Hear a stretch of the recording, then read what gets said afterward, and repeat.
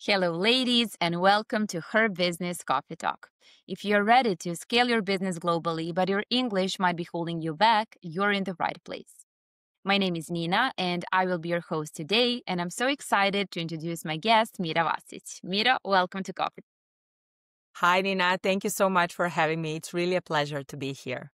Thank you so much for being here, and please tell us a little bit about yourself and about your business.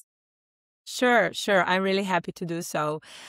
So my name is Mira Vasić. I was originally born and raised in Serbia, and I went to study civil engineering. That was really my passion to rebuild buildings and infrastructure. And I liked it so much that I moved out of Serbia 15 years ago. I went to live in several countries. First, I moved to Greece for my internship, and then I went to Spain, where I did my specialization. And finally, I landed in Italy, in Milan, and I pursued my PhD in structural engineering there at Politecnico. After a few years in Italy, I was thinking, where should I go next? And I really wanted a new challenge. So I decided to move to the Netherlands, where I'm still based 10 years now. So that's a bit about my background. After being a forensic engineer for many years, working in consultancy, a government sector, research, at some point I really felt that I would like to give more and make a bigger impact to the world. And that's when I became an entrepreneur. And this is why I'm here today with you. So thank you so much for inviting me. Can you tell us more about your business now? That's some background from civil engineer to an entrepreneur and keynote speaker. You mixed a lot of things. Sure. Yeah, well, the moment when I became entrepreneur was quite specific moment for me. So I was working as an engineer here at the Ministry of Economic Affairs in the Dutch government.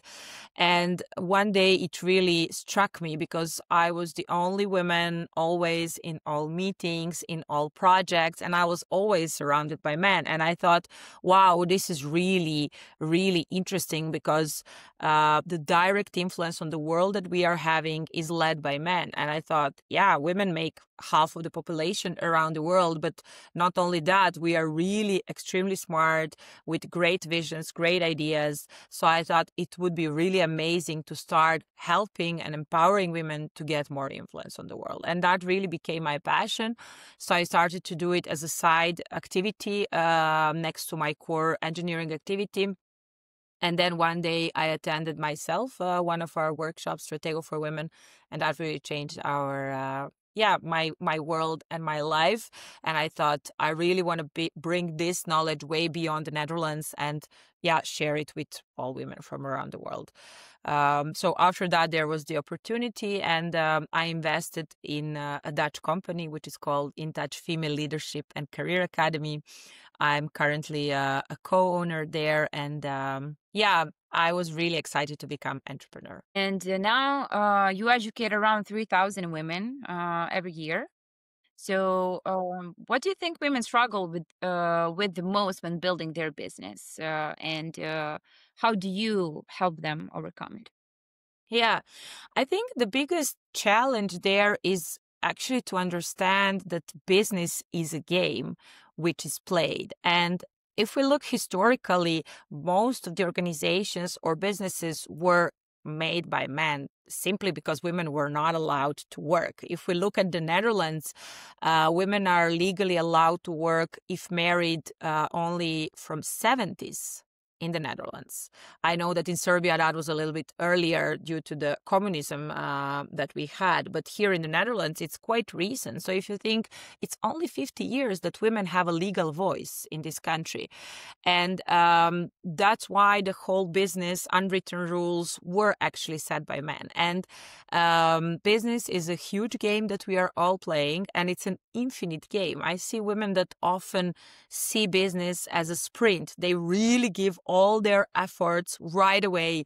But you have to realize it's a long game, and it's a marathon. It's not a sprint. So we really need to first understand that, first of all, business is a game. Second of all, that there are certain unwritten rules of this game. And third of all, once you understand these rules, you can maybe partially play by these rules in order to get more influence. And then we can make our own rules. I always say, play the game, change the rules. So that's what we want, both in entrepreneurship and in the corporate world, actually. Yeah. Yeah. What would be some, let's say, first steps? What is more common? Like women who are already in business but don't know what to do next, like they're maybe overwhelmed, or just starting the journey and not knowing anything about it. Yeah. Yeah.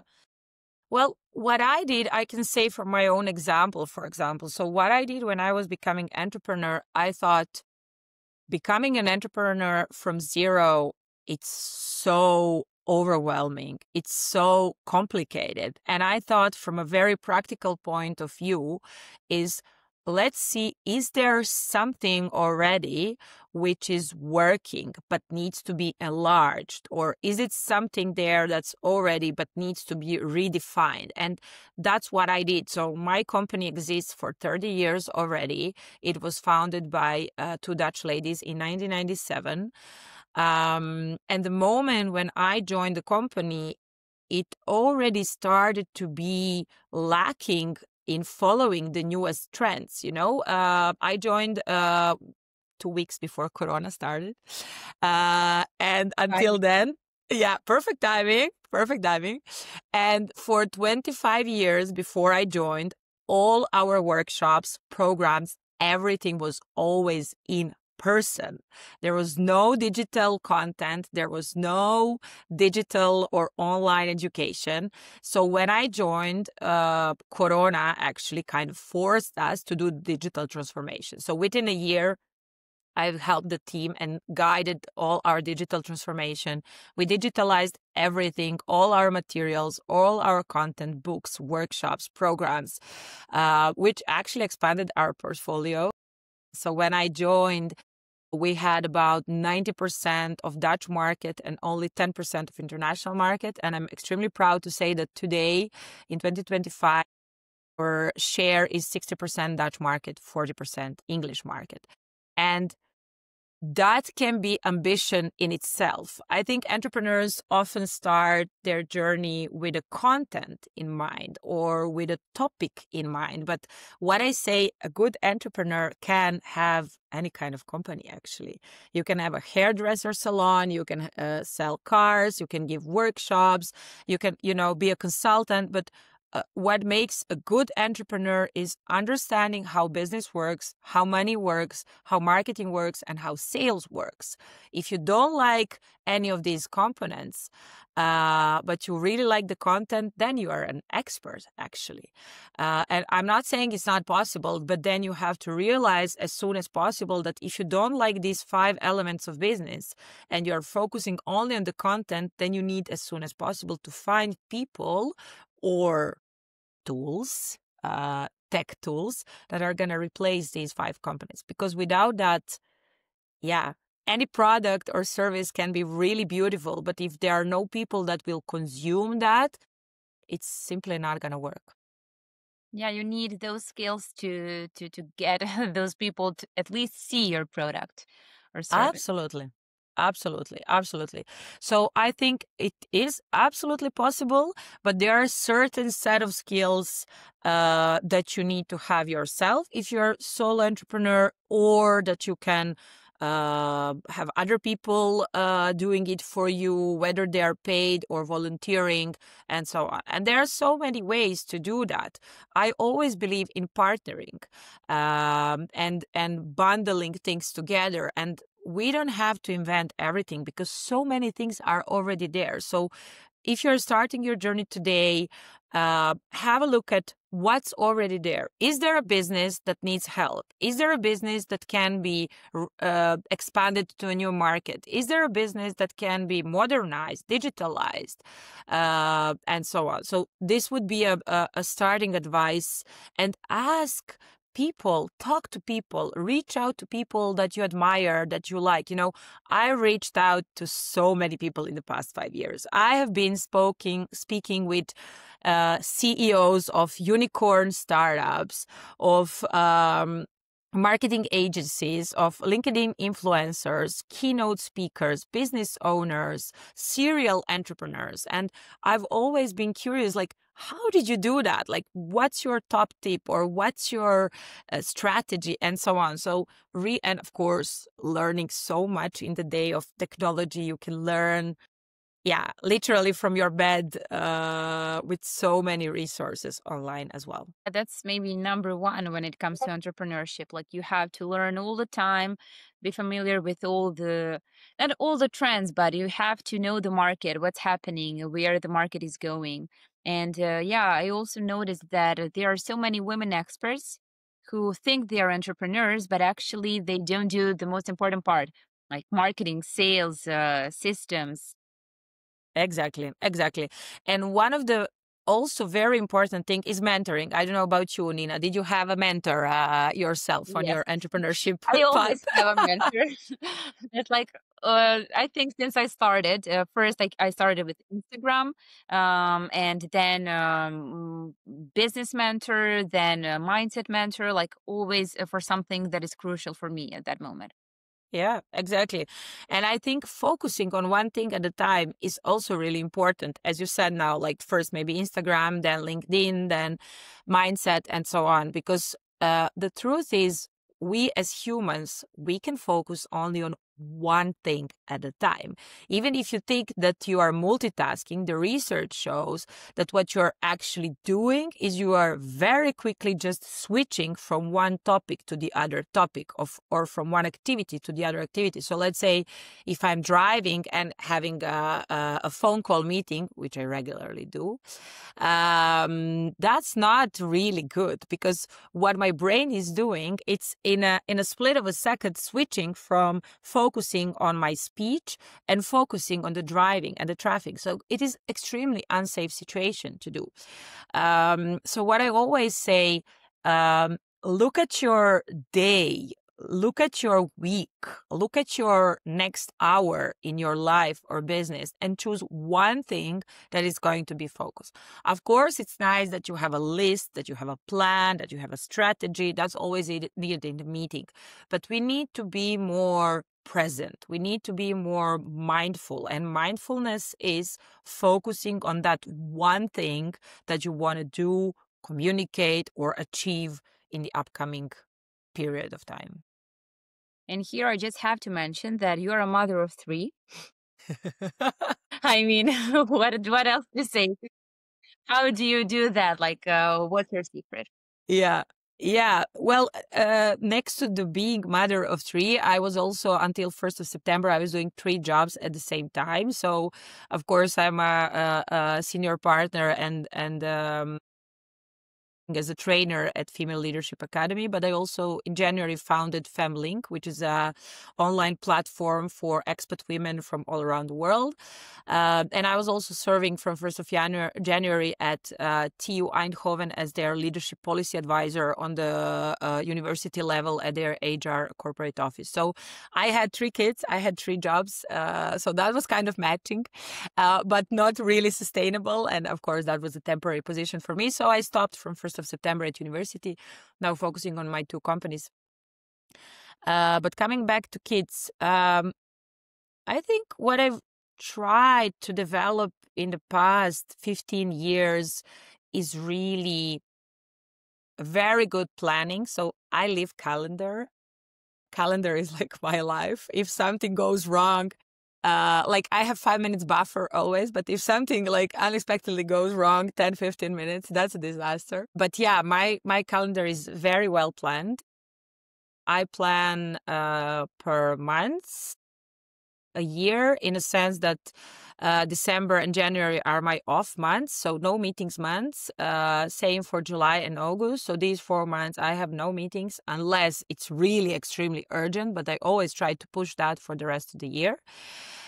When it comes to the monthly planning, I try to take into account my period, because I have also endometriosis, so my periods are extremely painful. So I try to track my period and then see if I can arrange around that.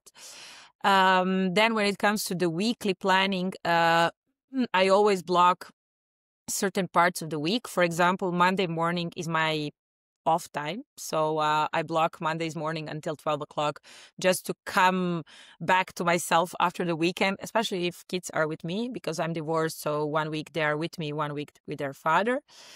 So Monday morning is my like gym time, nice breakfast, nice coffee, and just starting all the meetings from 12 o'clock onwards. Same for Wednesday. Wednesdays are actually my days off, so that's when I stay with the kids in the afternoon. So we have a nice day with together. So Wednesday morning also my off days.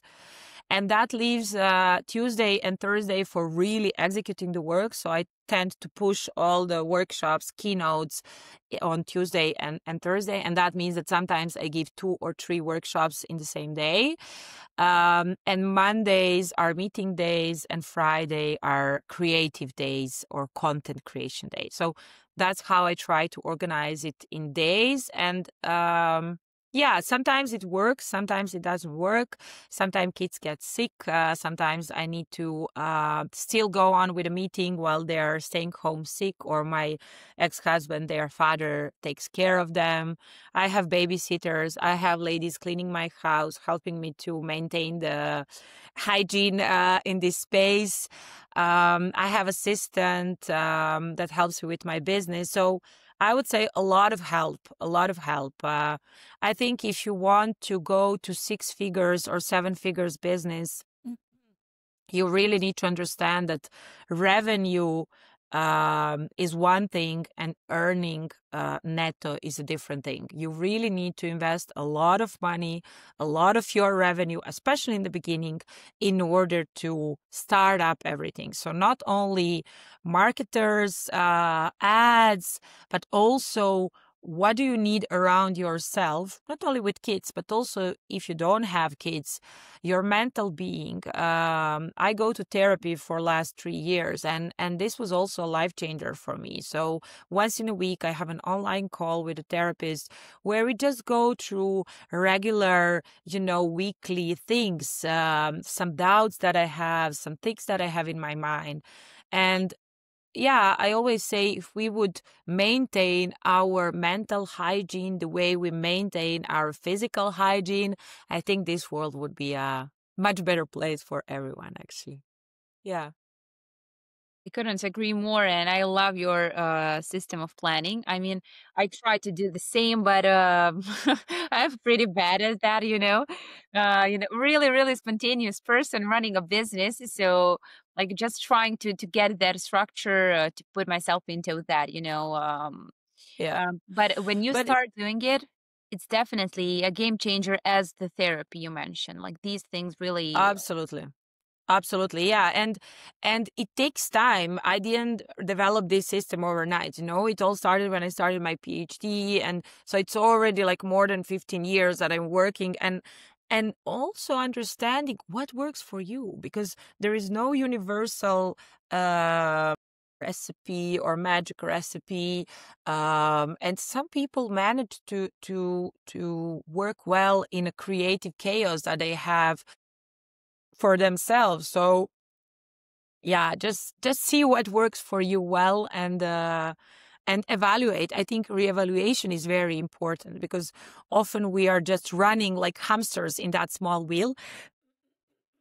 So it's very important to take time to have a break, to really pause. I also go, for example, to yoga retreats every year. In Portugal, there's a very lovely place in South Portugal, and yeah, it's really nice to have a week for yourself where you can really turn off everything and just focus on your well-being. I think we women, we should do that definitely more often. Yeah. Way to go there. I will ask you about the place when we are done with the podcast. For sure.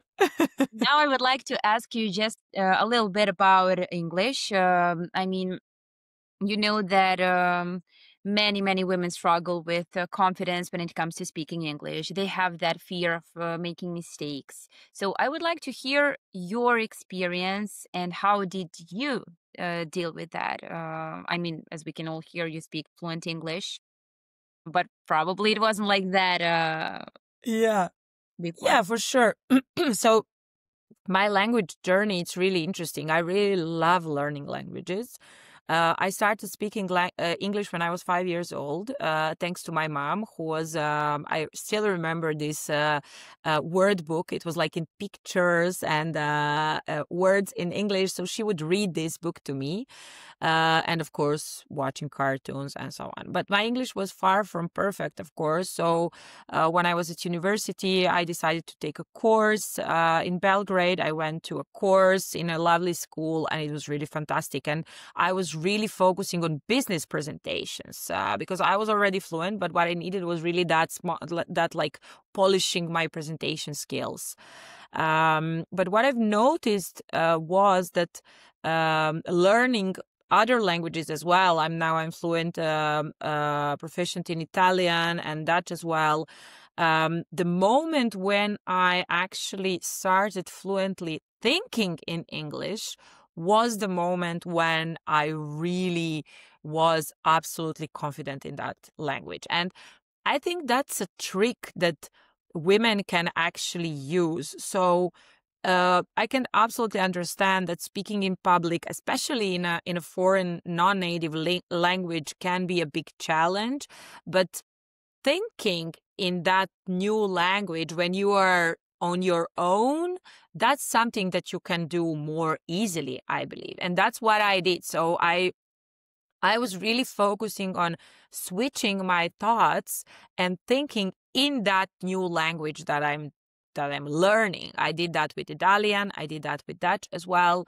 So that's really the tip. So, you know, when you're in the morning brushing your tooth or preparing a breakfast, driving somewhere, just consciously switch your brain into thinking into that language. Have conversations in your thoughts in that language. Like often I prepare women to negotiate, whether you're an entrepreneur or corporate, when you want to negotiate your best deal or your salary or your new job.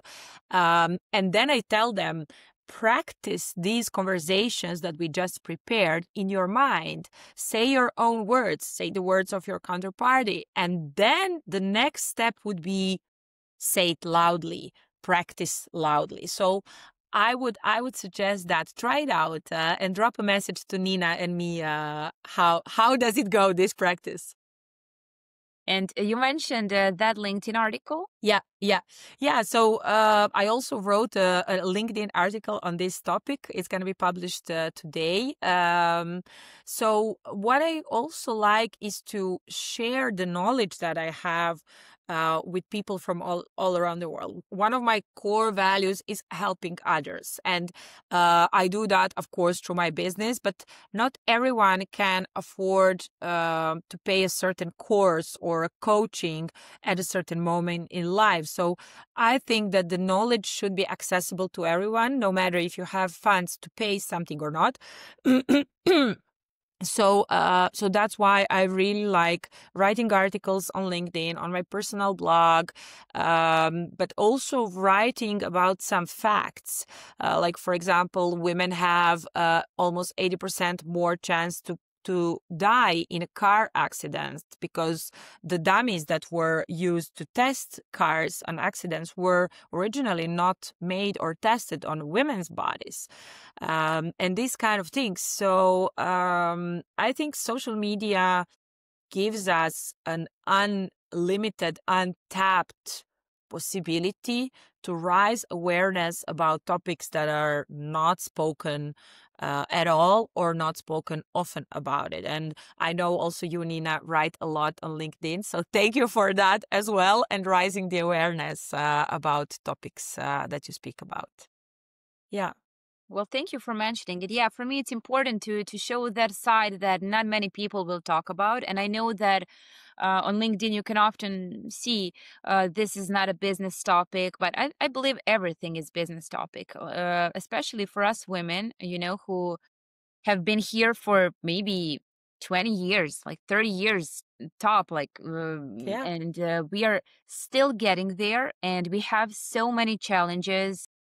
You mentioned it, and then we have kids, period, like so many different things than men do or have, and we have to talk about that. We have to talk about the injustice, and about challenges that we overcome. Absolutely, absolutely. And one of the things that I'm really speaking more intensively in the past months are hormones, actually. And the thing that if we compare male hormonal cycle, which is 24 hours, with women's hormonal cycle, which is usually typically 28 days in a childbirth age of a woman, we quickly understand that the whole business and world, if I may say, is absolutely arranged to fit the 24-hour hormonal cycle.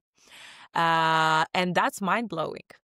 Once you realize that, then you think like, oh, wow, but it's really extremely difficult to function or work in a world that is set by men and set for men. Sorry to say that. And I know many men will not like this, but only because it's true. So as I said, for the game, play the game to change the rules. I think we need to do the business to change the business, actually. And that's why I really like to see so many female founders, women-led companies. And I hope that we are creating a world, a business where we will have different rules, which are fitting both this masculine hormonal cycle, but also feminine hormonal cycle, which is completely different than this. Practically said, I have one of my best friends. She had a lot of fertility treatments, followed by a lot of miscarriages. And I would call her to check how was it today. And she said, yeah, it was all good. Yeah, I just had a meeting after that board meeting that I had to chair, so I had to rush. And I was like, you didn't give yourself even one day to physically and mentally process what just happened in your life, and your company doesn't support that at all. So that's mind-blowing for me, because women are producing new human beings. I think that's somehow forgotten in this world, and somehow the world was like, oh, you want equality, okay, then we are gonna erase this fact that you are 3D printing a new human being at a certain point or points in your life. So I wish this conversation getting back to the table and reevaluating what are we actually doing here in this world. Mind blown.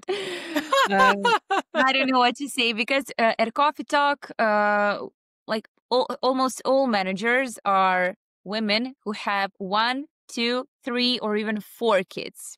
Great. And I know it's really struggling. Many people told me, Nina, don't do it. You need a stable team. You need someone who will be there. And I'm like, okay, but if my business cannot deal with, a few hours while a mom is going to a kindergarten because something happened to her kid, like, why should I even have that business, Exactly. And I took that risk. Maybe the clients will be a little bit angry if if they're waiting for that email for a few hours, but still this is more important, and this is like a big mission. As you said, Yeah. like, play the game to change the rules. I really like it, and that's something I'm trying to do with Coffee Talk Great. too. Great, Nina. And it would be nice to share more of that, to hear more of that from you on LinkedIn. I think people can really learn from that. And you are really a role model in that sense, because people are scared, as you say, and they would be like, oh, don't do that, and so on. But I mean, I'm a mom as well. I have 3 kids, but business is really high on my priority list. I'm extremely responsible to that. And I have to admit, there were times when, a kid of mine was with, like 40 degrees fever and so on. And he would be sitting on a bed next to me, and I would still have that online meeting. So yeah, sometimes you choose to give priority to one thing, sometimes to the other. I think the communication is crucial, and the trust. And if you have people in your team that you can trust and you have a very open communication, uh, I think that's only set for success, because kids are small for a certain period of time, but you want employees that are going to be for years and years with you. This small period of couple of months, yeah, it's just going to build stronger trust, actually. Final question for today. Yes. Female leadership is your big mission. And we have been talking about that since we started this school. So, if you could give one piece of advice to women who want to step into leadership with confidence, what would it be? Yeah, I recently read a book by a U.S. Neurologist, and what he says, and I strongly believe in that, because I have seen that in my own behavior, but also in the behavior of women that I coach. Negative thoughts or low self-esteem will trigger you always until the rest of your life. So I would say just accept that and consciously choose to focus on the positive. Literally, whenever you have a thought in your mind like, oh, am I good enough to accept this position, this client, blah, blah, blah. Literally, just imagine it projecting on a TV and yourself taking a TV, a remote controller, and switching off that TV, and that picture disappears, and you focus on the positive things. That works in neurology, in therapy, and it works in practice as well. So please do that. And the second thing is collect positive feedback. Always ask people, what can I do best? When did I change your life? What's my best quality? Make an inventory on that, literally print it on a paper and have it in front of you. Whenever you're heading to a difficult conversation, to a challenging situation, read this piece of paper, only positive comments, and yeah, just enjoy. Life is so short to focus on the negative.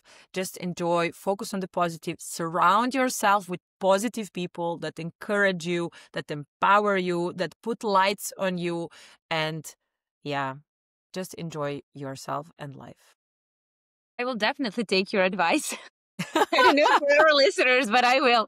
I'm considering this as Great. some kind of a coaching session for me and for the ladies listening to us. Thanks, Nina. Thank you so much. Mira, thank you so much for this business coffee talk. I really enjoyed it. Uh, With pleasure. Ladies, that's it for today. Don't be shy. Come say hi on Instagram, Her Business Coffee Talk, where we can help you grow your business and boost your English speaking skills. Until the next episode, let's coffee talk.